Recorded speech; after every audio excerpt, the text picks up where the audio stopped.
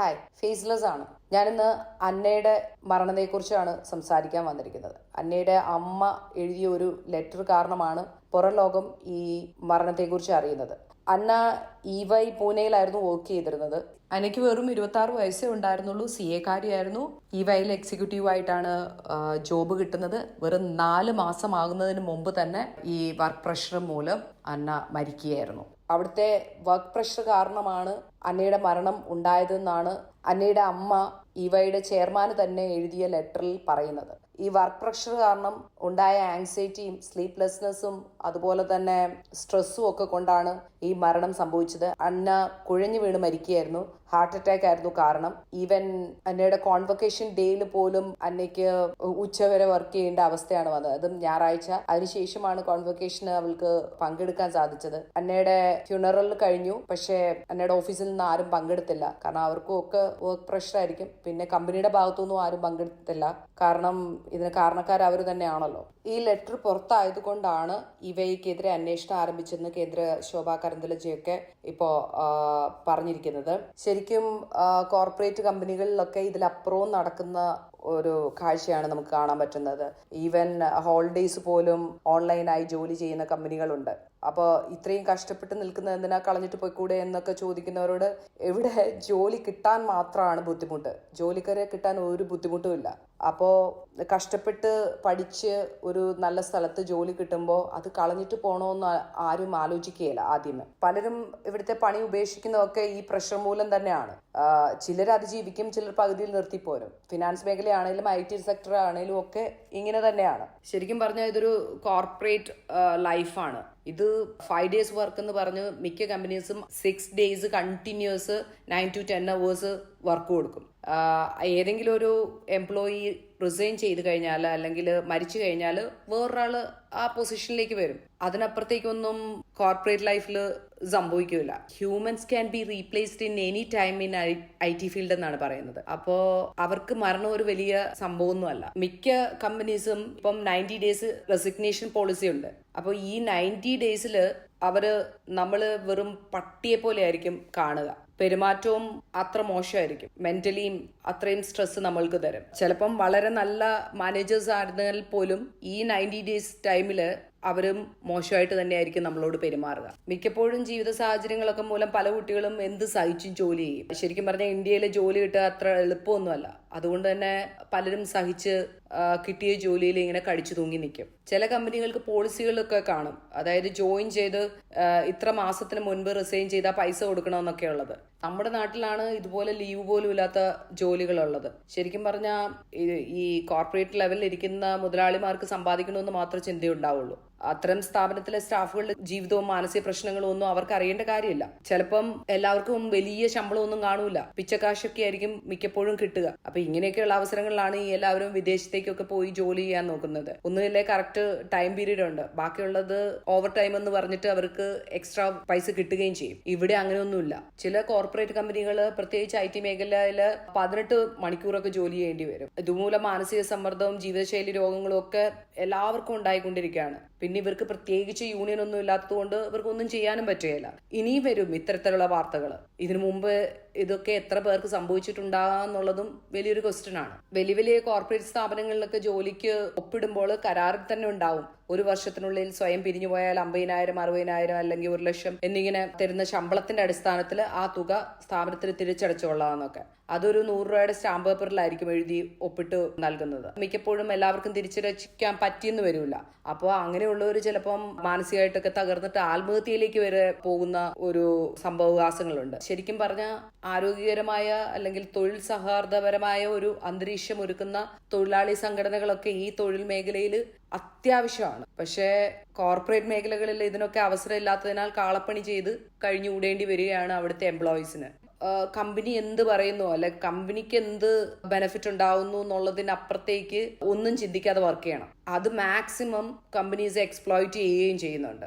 എന്തെങ്കിലും ഒരു റൂൾസ് കൊണ്ടുവന്നതെന്ന്, കാരണം റൂൾസ് ഈ ഒരു പ്രൈവറ്റ് സെക്ടറിന് തീരെ ഇല്ലാത്തൊരു കാര്യമാണ്. അപ്പോ ഇങ്ങനെ ഉള്ള സ്ഥലങ്ങളിൽ അങ്ങനെ ഒരു റൂൾസ് കൊണ്ടുവരണം. ഒരു ഇനഫായിട്ടുള്ള ഒരു മീ ടൈം എംപ്ലോയിക്ക് കിട്ടുന്നുണ്ട് എന്നുള്ളത്, അല്ലെങ്കിൽ റെസ്റ്റ് കിട്ടുന്നുണ്ടെന്നുള്ളത് ഉറപ്പുവരുത്തുന്ന നിയമങ്ങളൊക്കെ കൊണ്ടുവരണം എന്നുള്ളതാണ്, അല്ലെങ്കിൽ അതിന് തക്കതായ ഗൈഡ് ലൈൻസ് കൊണ്ടുവരണം എന്നുള്ളതാണ് കാര്യം. ഇവിടെ അന്നയ്ക്ക് സംഭവിച്ചിരിക്കുന്നത്, എല്ലാവരും ചോദിക്കുന്നുണ്ട് റെസിഗ്നേഷൻ ഇട്ടുകൂടായിരുന്നോ എന്ന്. അവരൊരു ഹാർഡ് വർക്കിംഗ് ആയിട്ടുള്ള ഒരു കുട്ടിയാണ്. അപ്പൊ അവർക്ക് ഇത്രയും കാലം പഠിച്ച് ഹൈ സ്കോറോടുകൂടിയൊക്കെ ജയിച്ച് എവിടം വരെ എത്തി, ഒരു നല്ല കമ്പനിയിൽ ജോലി കിട്ടി, അവിടെ വർക്ക് ചെയ്യുമ്പോൾ തൻ്റെതായിട്ടുള്ള ഒരു കാരണം കൊണ്ട് തോറ്റു പോകരുതെന്ന് കരുതി ജോലി ചെയ്യുന്ന ഒരാളായിരുന്നു അന്ന. അപ്പൊ അങ്ങനെ ഒരു സാഹചര്യത്തില് അന്ന വർക്ക് ചെയ്തത് മാക്സിമം പിഴിഞ്ഞ് എടുക്കുകയായിരുന്നു കമ്പനി ചെയ്തത്. പ്രത്യേകിച്ച് അവിടുത്തെ മാനേജറെയും അസിസ്റ്റന്റ് മാനേജറെയുമാണ് അന്നയുടെ അമ്മ കോട്ട് ചെയ്ത് പറഞ്ഞിരിക്കുന്നത്. അപ്പോ അങ്ങനെ ഒരു സാഹചര്യത്തിൽ റെസിഗ്നേഷൻ ഇടുക എന്നുള്ളതിനേക്കാൾ ഉപരി അവര് ഫൈറ്റ് ചെയ്ത് നിൽക്കാനാണ് നോക്കുന്നത്. പിന്നെ ഇനി റെസിഗ്നേഷൻ ഇട്ടാൽ തന്നെ 13 ആഴ്ചയൊക്കെയാണ് നോട്ടീസ് പീരീഡ് ഉള്ളത്. ആ സമയത്ത് ഇതിനേക്കാളും അവര് കഷ്ടപ്പെടുത്തിക്കും. ഇതിനൊരു റൂൾസോ റെഗുലേഷൻസോ ഗൈഡ് ലൈൻസോ ഇല്ലാത്തത് കൊണ്ട് ഇവര് കഷ്ടപ്പെടുക അല്ലാതെ വേറെ മാർഗമില്ല. പിന്നെ ശമ്പളം കൂടുതൽ നൽകി, പ്രലോഭനം നൽകിയ ആൾക്കാരെ പണിയെടുപ്പിക്കുന്ന സിസ്റ്റം ഉണ്ട്. അതുപോലെ തന്നെ തുച്ഛമായ ശമ്പളത്തിൽ ആൾക്കാരെ കൊന്ന് ജോലി ചെയ്യിപ്പിക്കുന്ന, അതായത് രാത്രിയെന്നോ പകലെന്നോ വേർതിരിവില്ലാതെ ജോലി ചെയ്യിപ്പിക്കുന്ന കമ്പനികളും ഉണ്ട്. അവര് മാക്സിമം ബെനിഫിറ്റ് എംപ്ലോയീസിന് ഇരിക്കുന്ന എടുക്കുകയാണ്. അതിനുവേണ്ടി എംപ്ലോയീസിന് അയാളുടെ സമയം, ജീവിതം, ഈവൻ അയാളുടെ ഫാമിലി, ഇതെല്ലാം മറക്കേണ്ടി വരും. അയാൾക്ക് വിശപ്പ് പാടില്ല, ദാഹം പാടില്ല, വിശ്രമം പാടില്ല. ഫുൾ ടൈം ഒറ്റക്കാലിൽ നിന്നുകൊണ്ട് പണിയെടുത്തോണ്ടേയിരിക്കണം. ഏതാണ്ട് കൈൻഡ് ഓഫ് ആടുജീവിതമാണ് ശരിക്കും പറഞ്ഞ ഈ കോർപ്പറേറ്റ് ലൈഫ് എന്ന് പറയുന്നത്. അവസാനം അവൻ മരിക്കുമ്പോൾ, ഇപ്പൊ അന്നയുടെ കാര്യത്തിൽ പറഞ്ഞ പോലെ ഇവയിന്ന് ഒറ്റ സ്റ്റാഫ് പോലും അവരുടെ ഫിനറലിന് പങ്കെടുത്തിട്ടില്ല. അപ്പോ അവസാനം അവൻ മരിക്കുമ്പോൾ ഈ പറയുന്ന തൊഴിലുടമയൊന്നും വരൂല.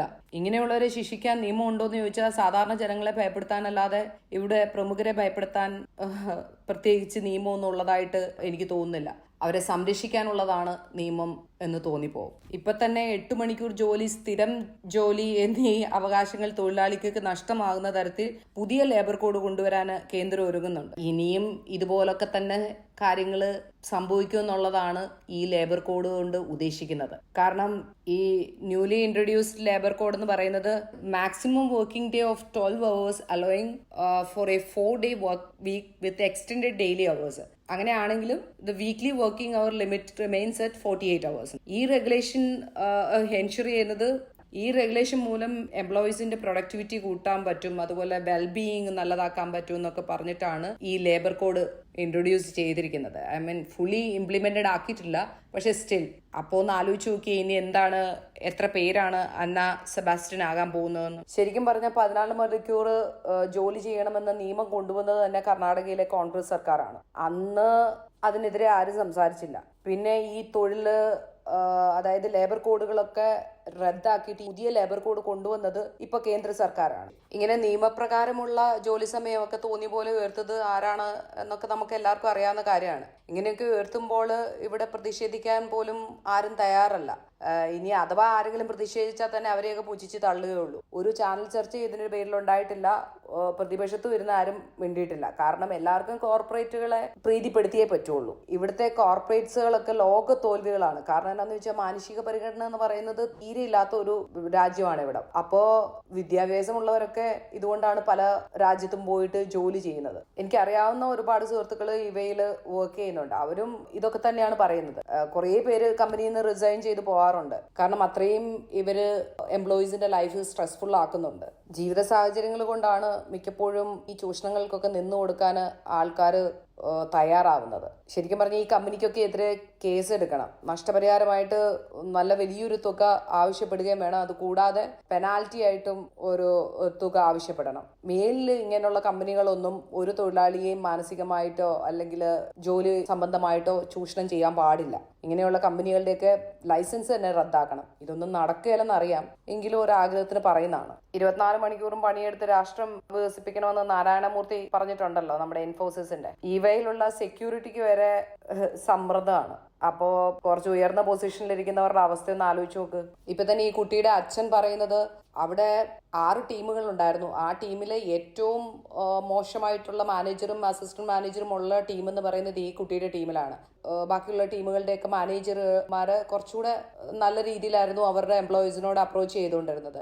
ഇവിടെയായിരുന്നു ഏറ്റവും കൂടുതൽ വർക്ക് പ്രഷർ കൊടുത്തുകൊണ്ടിരുന്ന മാനേജറും അസിസ്റ്റന്റ് മാനേജറും ഉള്ളത്. അങ്ങനെ ഒരു ടീമിലാണ് ഈ കുട്ടി വന്നു പെട്ടതെന്ന് പറയുന്നുണ്ട്. അപ്പൊ ഇതിന് പ്രത്യേകിച്ച് ഒരു റൂൾസോ റെഗുലേഷൻസോ ഇല്ലാത്തത് കൊണ്ട് തന്നെയാണ് ഇങ്ങനൊരു സാഹചര്യത്തിനനുസരിച്ച് ഇവർക്ക് വർക്ക് പ്രഷർ കൊടുക്കാൻ അല്ലെങ്കിൽ ഓവർലോഡായിട്ട് വർക്ക് കൊടുക്കാനുള്ള അധികാരം കിട്ടുന്നത്. ഈ കുട്ടിയുടെ അമ്മ എഴുതിയ ലെറ്ററിൽ വ്യക്തമായിട്ട് പറയുന്നുണ്ട് ഈ കമ്പനിയുടെ ഈ ടീമില് 1 വർഷത്തിനുള്ളിൽ 6 പേര് റിസൈൻ ചെയ്ത് പോയിട്ടുണ്ട് വർക്ക് പ്രഷർ കാരണം. അപ്പൊ അങ്ങനെ ഒരു സ്ഥലത്തേക്കാണ് ഈ കുട്ടി ചെന്ന് പെടുന്നത്. പിന്നെ മാത്രമല്ല രാത്രിയും പകലും ഇല്ലാതെ വർക്ക് കൊടുത്തുകൊണ്ടിരിക്കുകയായിരുന്നു. രാത്രി 1 മണിക്കൊക്കെയാണ് കുട്ടിക്ക് തിരിച്ച് വീട്ടിലെത്താൻ പറ്റുന്നത്. വീട്ടിലെത്തിയിട്ട് പിറ്റേ ദിവസത്തേക്കുള്ള ജോലി കൊടുക്കുമ്പോൾ അയ്യോ എനിക്ക് സമയമില്ല, ചെയ്യാൻ പറ്റില്ല, ഞാൻ അത്രയും ശാരീരികമായൊക്കെ എനിക്ക് വയ്യ എന്ന് വിളിച്ച് പറയുമ്പോഴും മാനേജർ പറയുന്നത് പിന്നെ രാത്രിയിൽ എന്താ പണി, ഞങ്ങളൊക്കെ രാത്രി വർക്ക് ചെയ്യുന്നവരാ, നീ വർക്ക് ചെയ്തോളാൻ എന്നാണ്. ഇയാള് ക്രിക്കറ്റ് കാണാനൊക്കെ പോകുമ്പോൾ കളി കാണാനൊക്കെ പോകുമ്പോഴും എക്സ്ട്രാ അയാളുടെയും കൂടെ വർക്ക് അസൈൻ ചെയ്ത് ഇവൾക്കാണ് കിട്ടിക്കൊണ്ടിരുന്നത്. അത്രയും പ്രഷർ ഈ കുട്ടിക്കുണ്ടായിരുന്നു. ഒരു തവണ ഈ കുട്ടിക്ക് ഇതുപോലെ നെഞ്ചുവേദനയൊക്കെ വന്നിട്ട് ഹോസ്പിറ്റലൈസ്ഡ് ആയപ്പോൾ അവർ പറഞ്ഞു ഹാർട്ടിന് പ്രോബ്ലം ഒന്നുമില്ല, ഇതുപോലെ ഫുഡൊക്കെ കഴിക്കാതിരുന്ന സമയം താമസിച്ചൊക്കെ കഴിച്ചിട്ട് അസിഡിറ്റി ഉണ്ടായിട്ട് ബിൽഡപ്പ് ആയതാണ് എന്നാണ് കാർഡിയോളജിസ്റ്റ് പറഞ്ഞത്. അപ്പം അന്ന് തന്നെ കാർഡിയോളജിസ്റ്റ് പറഞ്ഞു നിങ്ങളിങ്ങനെ ഉറക്കമില്ലാതൊക്കെ ഫുഡും കഴിക്കാതിരുന്ന് കഴിഞ്ഞാൽ, ഫുഡ് കഴിക്കാതിരിക്കാനുള്ള കാരണം എന്താണെന്ന് വെച്ച് കഴിഞ്ഞാൽ 1 മണി കഴിഞ്ഞിട്ടൊക്കെ വരുമ്പോൾ മിക്കപ്പോഴും ഫുഡ് കിട്ടാറില്ല, അല്ലെങ്കിൽ അത് കഴിക്കാനുള്ള വിശപ്പുണ്ടായിരിക്കില്ല. അപ്പൊ അങ്ങനെയുള്ള സാഹചര്യത്തിൽ ഡോക്ടർ പറഞ്ഞത് ഇങ്ങനെ ആയാൽ നാളെ ഇതിലും വലിയ അസുഖങ്ങളിലേക്ക് വഴിതെളിക്കും, അതുകൊണ്ട് നിങ്ങൾ ദയവ് ചെയ്ത് റെസ്റ്റ് എടുക്കണമെന്നാണ്. അപ്പോൾ ആ റെസ്റ്റിന് വേണ്ടി ലീവ് എടുക്കാൻ മാനേജറോട് ചോദിച്ചപ്പം അന്നേരവും ലീവ് കൊടുക്കില്ല എന്നാണ് പറഞ്ഞത്. അപ്പൊ അങ്ങനെ ഒരു സാഹചര്യത്തിൽ അവർക്ക് ജോലി നഷ്ടമാകരുതെന്ന് കണ്ടിട്ട് അവർ വീണ്ടും വർക്ക് ചെയ്തുകൊണ്ടേയിരിക്കുകയായിരുന്നു. Okay, by.